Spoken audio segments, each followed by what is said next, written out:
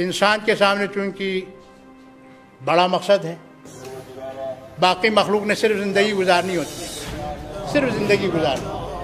इंसान में और बाकी में ये भी फ़र्क है, बाकी जानवरों ने सिर्फ अपनी ज़िंदगी गुजारनी है, जितने दिन मुकर्रर हैं उतने दिन उन्होंने गुजारने हैं। लेकिन इंसान के लिए बड़ी शराइत है कि ज़िंदगी गुजारना है और ज़िंदगी एक तरीक़े के साथ गुजारनी है।